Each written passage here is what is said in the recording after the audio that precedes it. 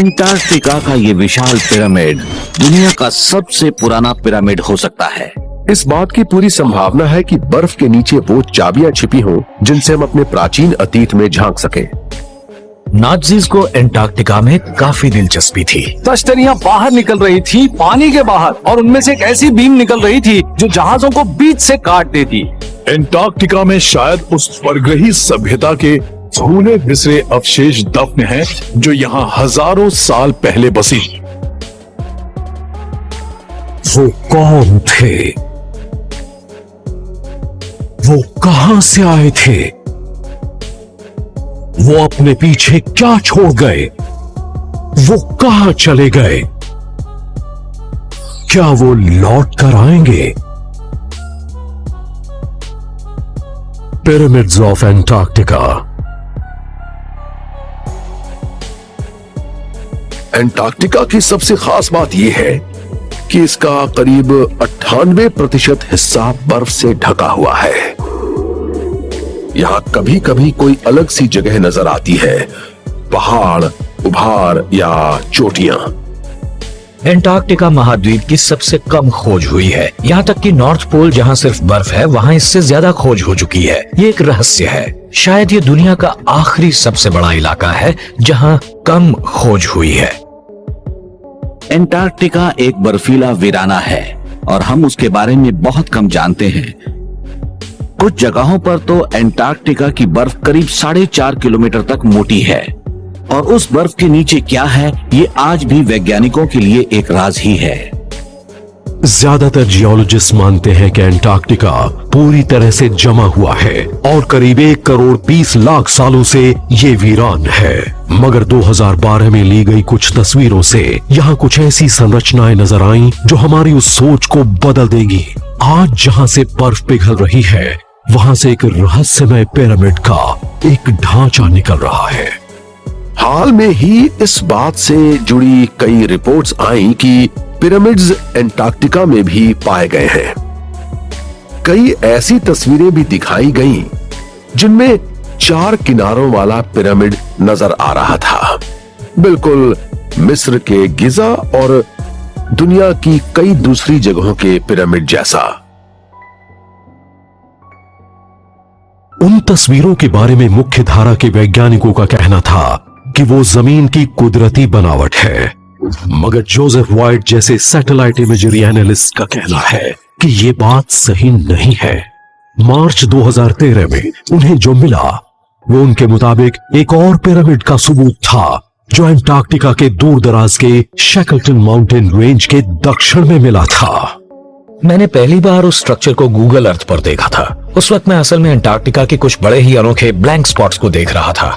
तभी मेरी नजर इस बिल्कुल चौकोर स्ट्रक्चर पर पड़ी जो मुझे एक बिल्डिंग या पिरामिड जैसी लगी। इस बात में कोई शक नहीं था कि वो काफी बड़ी और चौकोर है। वो कंपास के कोऑर्डिनेट्स की सीध में है, उत्तर, दक्षिण, पूर्व और पश्चिम। इसे देखकर मुझे यकीन हो गया कि ये स्ट्रक्चर बहुत सोच समझकर बनाया गया है, क्योंकि पहाड़ जैसे रैंडम स्ट्रक्चर्स कंपास से अलाइंड नहीं होते। कोई स्ट्रक्चर कुदरती है या नहीं इसका पता लगाने का एक और तरीका है उसकी सिमेट्री देखना। उसके राइट एंगल्स और इक्विलैटरल ट्रायंगल्स या फिर वैसी शेप आमतौर पर कुदरत में देखने को नहीं मिलती। ये स्ट्रक्चर पूरे 2 किलोमीटर का स्क्वायर है। इसके इस कोने से इस कोने तक की दूरी 2 किलोमीटर है और इस कोने से इस कोने तक की दूरी भी 2 किलोमीटर है। इसीलिए ये पृथ्वी पर आज तक मिले किसी भी पिरामिड से दुगना बड़ा है। अगर एंटार्क्टिका का ये विशाल पिरामिड एक आर्टिफिशियल स्ट्रक्चर है तो ये दुनिया का सबसे पुराना पिरामिड हो सकता है, और ये भी हो सकता है कि शायद ये वो मास्टर पिरामिड हो जिसके आधार पर दुनिया के बाकी के पिरामिड्स बने हों। हो सकता है कि शैकल्टन माउंटेन रेंज के पास जोसेफ वाइट जिस पिरामिड की खोज का दावा कर रहे हैं और हाल ही में एंटार्क्टिका में जिन पिरामिड के आकार की दूसरी संरचनाओं की फोटो ली गई है, उनसे हमें इस बात के सबूत मिल सकेंगे कि हमारे अतीत में कभी दूसरे ग्रह के जीव पृथ्वी पर आते थे। और अगर वो वाकई इंसान की बनाई संरचनाएं हैं तो उन्हें उस जगह पर कैसे बनाया गया जिसे हम करीब 1 करोड़ 20 लाख साल से बर्फ के नीचे दबा मान रहे हैं। एंशिएंट एस्ट्रोनॉट थ्योरिस्ट का कहना है कि अंटार्कटिका शायद उस वक्त से बर्फीला वीराना नहीं जब से मुख्य धारा के वैज्ञानिक मान रहे हैं। उनका यह भी कहना है कि इससे जुड़े दूसरे सबूत हमें उस 500 साल पुराने नक्शे की जांच से मिल सकते हैं जिसमें इस महाद्वीप पर बर्फ नजर आ ही नहीं रही है। क्या हमारे अतीत में अंटार्कटिका में परग्रही रहते थे? क्या उन्होंने इस महाद्वीप का अध्ययन किया था और हमारे लिए उससे जुड़ी जानकारी छोड़ गए? और अगर ऐसा था तो दूसरी दुनिया के उन जीवों का क्या हुआ? बड़ी दिलचस्प बात है कि ऑरेंटियस फिनियस के नक्शे में जिस टापू वाले महाद्वीप को दिखाया गया है उससे पता लगता है कि साउथ पोल भी अपनी आज की उस जगह से करीब 7.5 डिग्री या 1600 किलोमीटर दूर था। कहीं ये शिफ्ट इस बात की तस्दीक तो नहीं करता कि हमारे अतीत में एक महाविनाश हुआ था? अगर ऐसा हुआ था तो क्या एडफू मंदिर में सृष्टि की रचना से जुड़े लेख सिर्फ एक कहानी नहीं बल्कि हकीकत है? जिस विनाश की वजह से अंटार्कटिका अपनी जगह से शिफ्ट हुआ था उसने वहां बसी सभ्यता को खत्म कर दिया होगा और फिर वक्त के साथ वहां जो भी इमारतें और पिरामिड्स थे वो सब बर्फ के नीचे दफन हो गए और फिर पूरा अंटार्कटिका ही बर्फ के नीचे दब गया। लेकिन वहां किसी सभ्यता की बात उत्सुकता जगाती है और वो सच भी हो सकती है। क्या इस बात के सबूत मिल सकते हैं कि अंटार्कटिका की बर्फ के नीचे एक प्राचीन परग्रही सभ्यता दफन हो गई थी? एंशिएंट एस्ट्रोनॉट थ्योरिस्ट कहते हैं कि यह सच है और वो मानते हैं कि परग्रहियों की मौजूदगी के लंबे इतिहास ने ही एक और बड़ी शक्ति को इस बर्फीले वीराने तक आने पर मजबूर किया था, नाज़ीज़ को। हैम्बर्ग, जर्मनी, दिसंबर 1938। एडोल्फ हिटलर को फ्यूरर बने 4 साल हो चुके थे और वो जर्मन सेना को अपने नियंत्रण में लेकर अपनी तानाशाही कायम करने लगे थे। सिर्फ इस देश में ही नहीं पूरी दुनिया में हमारी हुकूमत की चलेगी। मगर दूसरे विश्व युद्ध से ठीक पहले हिटलर ने कुछ ऐसे कारनामे किए जिनके बारे में आम लोगों को भनक तक नहीं लगी। वो अपने बचे खुचे स्रोतों से उन प्राचीन अवशेषों की तलाश में थे जिनमें उनके हिसाब से जबरदस्त शक्ति थी। 17 दिसंबर को जर्मन फ्रेटर MS श्वाबनलैंड एक बेहद खुफिया अभियान पर निकला। उसकी 33 सदस्यों वाली टीम में वैज्ञानिक, सेना के विशेषज्ञ, कंस्ट्रक्शन क्रूज और थूल सोसाइटी के सदस्य शामिल थे। थूल सोसाइटी वो ग्रुप था जो नाज़ीज़ के लिए जादू टोना और तंत्र मंत्र करता था। 32 दिन बाद वो अपनी मंजिल पर पहुंचे, अंटार्कटिका। नाज़ीज़ खुद भी प्राचीन सभ्यताओं और लुप्त हो चुकी प्राचीन नस्लों की बात से बड़े प्रभावित थे। दरअसल वो उस लुप्त आर्कटिक घर को ढूंढ रहे थे जहां से उनके हिसाब से आर्यंस आए थे। वो उसकी तलाश दुनिया भर में कर रहे थे और अंटार्कटिका भी नहीं बचा था। थूल सोसाइटी मानती थी कि कई ऐसे मिस्टिक्स या चैनल्स हैं जो उन जीवों से बात कर सकते हैं जो या तो मूल रूप से दूसरे ग्रह के थे या उस सभ्यता के थे जो पृथ्वी के अंदरूनी भाग में रहा करती थी। उन्होंने बड़े उन्नत किस्म के एरोस्पेस व्हीकल्स, फ्लाइंग सॉसर्स वगैरह बनाने के बारे में काफी जानकारी दी और मुझे लगता है कि हिटलर की नाज़ी पार्टी को वहीं से अंटार्कटिका के बारे में काफी जानकारी मिली थी। उन्हें बताया गया कि अंटार्कटिका में वो प्राचीन सभ्यता है जहां से उन्हें काफी एडवांस टेक्नोलॉजीज मिल सकती हैं।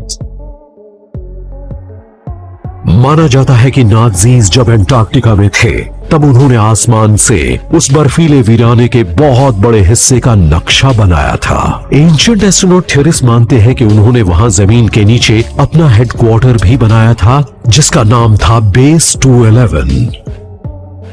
हिटलर और नाज़ीज़ की अंटार्कटिका में काफी दिलचस्पी थी। उन्हें शायद ये लग रहा था कि वहां बर्फ के नीचे बहुत कुछ हो रहा है और इस बात की अफवाहें तो हमेशा ही फैलती रही हैं कि नाज़ीज़ ने पानी के नीचे अपनी सबमरीन्स छोटे शहरों जैसी गुफाओं में छिपा रखी थीं और दूसरे विश्व युद्ध के बाद उनमें ही बैठकर वो भाग निकले। जब जर्मन्स एंटार्क्टिका पहुंचे तो वहां उन्हें बहुत बड़े बड़े शहर मिले जो बड़े ही टेक्नोलॉजिकल थे, और वहां की इमारतें सिर्फ सतह पर नहीं थी बल्कि जमीन के काफी नीचे तक भी थी। इसके बाद वो बड़ी संख्या में न सिर्फ अपने इक्विपमेंट बल्कि सैनिक भी वहां भेजने लगे और उन प्राचीन फैसिलिटीज पर कब्जा जमाकर उन्हें अपने लिए तैयार कर लिया। सन 1946 में दूसरे विश्व युद्ध खत्म होने के एक साल बाद अमेरिका की सरकार ने भी एंटार्क्टिका में बहुत बड़े पैमाने पर अपना अभियान शुरू कर दिया।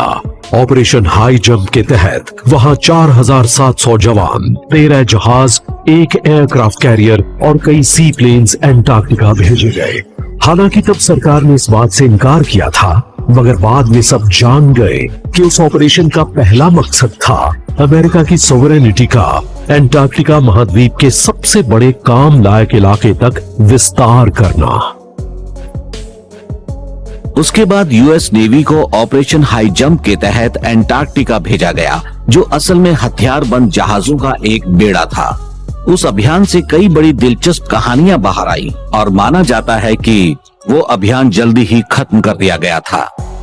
कहा जाता है कि वहां जहाज के आसपास पानी के नीचे से यान और उड़न तश्तरियों जैसे वाहन निकलते थे। वहां तश्तरियां बाहर निकलती थीं, पानी के बाहर, और उनमें से एक बीम निकलती थी जो जहाज को बीच से काट देती, और आसमान से प्लेन गोलियां बरसाते थे। उन डिस्क्स की रफ्तार इतनी तेज होती कि ये पता ही नहीं लगता था कि वो डिस्क्स कहां जा रही हैं। उसके बाद अमेरिकन फ्लीट को वापस अमेरिका लौटना पड़ा, पूरी तरह से तबाह और बर्बाद हालत में।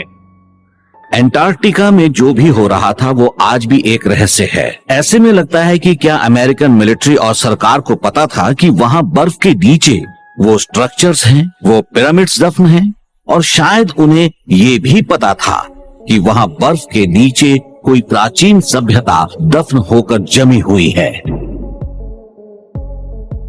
अगर नाज़ीज़ एंटार्क्टिका में किसी परग्रही टेक्नोलॉजी की तलाश में गए थे तो क्या वो उन्हें सचमुच मिल गई थी? और क्या कई साल बाद ऑपरेशन हाई जंप के दौरान अमेरिकन सेना ने उसी शक्तिशाली टेक्नोलॉजी का सामना किया था? एंशिएंट एस्ट्रोनॉट थ्योरिस्ट मानते हैं कि एंटार्क्टिका में दूसरे ग्रह के जीवों की मौजूदगी के सबूत हमें उस प्री हिस्टोरिक झील से मिल सकते हैं जो 3 किलोमीटर मोटी बर्फ की परत के नीचे दफन है। क्या अमेरिका की सरकार एंटार्क्टिका में परग्रहियों की मौजूदगी की बात छिपा रही है? अगर ऐसा है तो क्या वो दूसरे ग्रह के वही जीव हैं जो हजारों साल पहले इस महाद्वीप पर रहते थे? एंशिएंट एस्ट्रोनॉट थ्योरिस्ट मानते हैं कि सच का पता शायद तब लगेगा जब एंटार्क्टिका की बर्फ पूरी तरह पिघल जाएगी।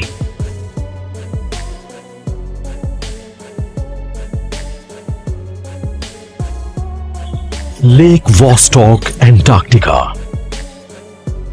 बर्फ की करीब 3 किलोमीटर मोटी परत के नीचे दफन है पानी की एक झील, करीब 12,500 वर्ग किलोमीटर में फैली। ये इस महाद्वीप की करीब 400 झीलों में से सबसे बड़ी है, मगर सभी झीलें पूरी तरह से बर्फ से ढकी हैं।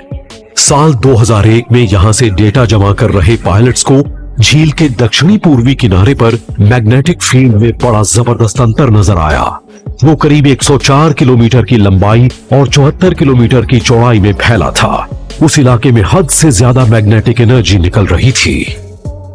उस एनोमली का डायमीटर करीब 80 किलोमीटर के दायरे में फैला हुआ था, एक ऐसी मैग्नेटिक फील्ड में जिसे आमतौर पर एक बड़ा शहर पैदा करता है। मैं कई बार लेक वॉस्टॉक गया हूं। हम वहां रिसर्च के लिए जाते थे और हमने भी वहां मैग्नेटिक एनोमली देखी थी, मगर हमें कई और मैग्नेटिक एनोमलीज नजर आई थी जो एक से दूसरी जगह पर जा रही थी। ऐसा बहुत कम ही होता है। हम ये पता नहीं लगा पाए कि उन एनोमलीज की वजह क्या है। उसे बयां नहीं किया जा सकता। और उसके बाद लोग ये भी कहने लगे कि वहां कुछ और है, शायद एक यूएफओ, वो शायद एक एलियन बेस है, या फिर वहां एक लुप्त सभ्यता के अवशेष है। अब तो एनएसए ने भी वहां किसी तरह की कोई रिसर्च बंद कर दी है और वहां जाने की मनाही है। वॉस्टॉक ऐसी इकलौती जगह नहीं है जहां बाहर के लोग कम ही जा पाते हैं। 7 अलग अलग देशों ने एंटार्क्टिका में अपने अपने इलाके का दावा कर रखा है। इसके बावजूद वो दुनिया की एक ऐसी जगह है जहां बहुत कम लोग जा पाते हैं। आज यहाँ करीब 68 इंटरनेशनल बेसेस हैं और उनमें से ज्यादातर पर जाने के लिए परमिट्स या खास इजाजत की जरूरत पड़ती है। यहाँ सिर्फ वैज्ञानिक ही नहीं, सैनिक भी रहते हैं। मगर सवाल ये है कि आखिर यहाँ सबको जाने की इजाजत क्यों नहीं है? मैकमर्डो स्टेशन एंटार्क्टिका रॉस आइलैंड के दक्षिणी पेनिनसुला पर मौजूद इस महाद्वीप का सबसे बड़ा रिसर्च स्टेशन। अमेरिका की सरकार ने इसे 1956 में खोला था और यहां एक समय में करीब 1200 लोग रह सकते हैं। जनवरी 2015 में अमेरिकन नेवी के एक फ्लाइट इंजीनियर जो 14 साल मैकमर्डो के एंटार्क्टिक डेवलपमेंट स्क्वाड्रन में काम कर चुके थे, उन्होंने investigative reporter Linda molten how से बात की और बताया कि जब वो एंटार्क्टिका में थे तब उन्होंने क्या अनोखा देखा। जनवरी 2015 में मेरे पास एक रिटायर्ड नेवल फ्लाइट इंजीनियर का एक ईमेल आया। उन्होंने लिखा था कि मैं उन्हें सबके सामने सिर्फ ब्रायन कहकर पुकारूं और उन्होंने मुझसे कहा कि वो 1983 से 1997 तक नेवी में रहे।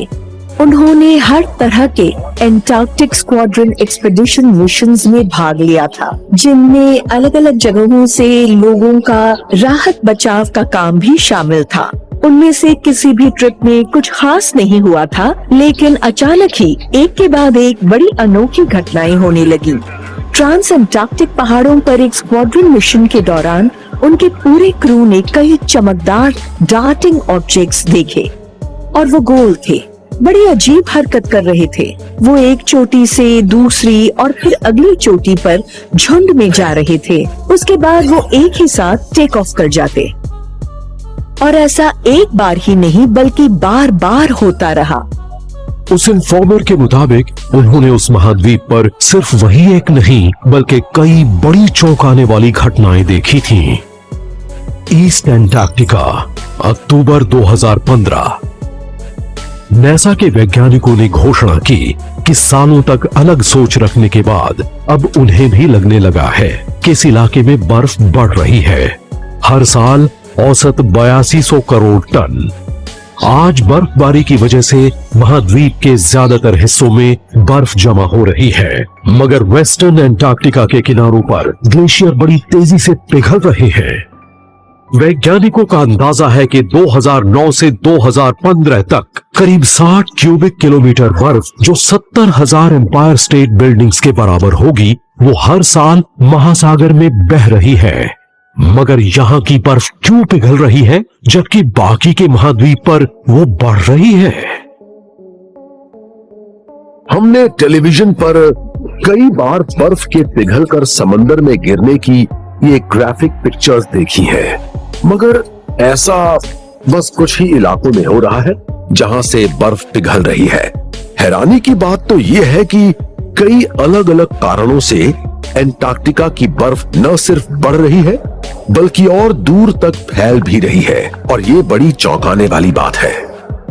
हम इस बात से इनकार नहीं कर सकते कि कुछ मामलों में जमीन के नीचे कुछ शहर बसे हों और दूसरे ग्रहों के जीव उनकी देखरेख कर रहे हों, और अब उन शहरों में बिजली आ गई हो या वो बढ़ रहे हों जिसकी वजह से उनसे हीट निकलने लगी है और उसी हीट की वजह से ऊपर की बर्फ पिघल रही है। अगर एंटार्क्टिका की मीलों लंबी बर्फ की चादर के नीचे कुछ दफन है तो जाहिर है कि वो पिछले हिमयुग से पहले का होगा। कौन जानता है कि हमें वहाँ क्या मिल सकता है? शायद किसी लुप्त सभ्यता के अवशेष या वो औजार जिनसे उन सभ्यताओं को बसाया गया था। इस बात की पूरी संभावना है कि बर्फ के नीचे वो राज छिपे हों जिनसे हम खुद को बचा सकें और अपने प्राचीन अतीत में झांक सकें। हम उस मुकाम तक भी पहुंच सकते हैं जब उन्हें और नहीं छिपाया जा सकेगा। हमें बर्फ से बाहर झांकते वो खंडहर नजर आएंगे, विशाल पिरामिड दिखेंगे, बड़े बड़े ओबेलिस्क्स नजर आएंगे। मगर तब तक तो खेल खत्म हो जाएगा। उसके बाद हम उन्हें नहीं छिपा पाएंगे। इस बात में कोई शक नहीं कि अंटार्कटिका की बर्फ के नीचे परग्रही अंतरिक्ष यान हो सकते हैं, उनके शहर हो सकते हैं। सच तो ये है कि वहां जो भी होगा वो पूरी मानव सभ्यता को हिलाकर रख देगा। हम आज तक जो भी जानते हैं सब बदल जाएगा। अंटार्कटिका की बर्फ के नीचे आखिर क्या दफन है?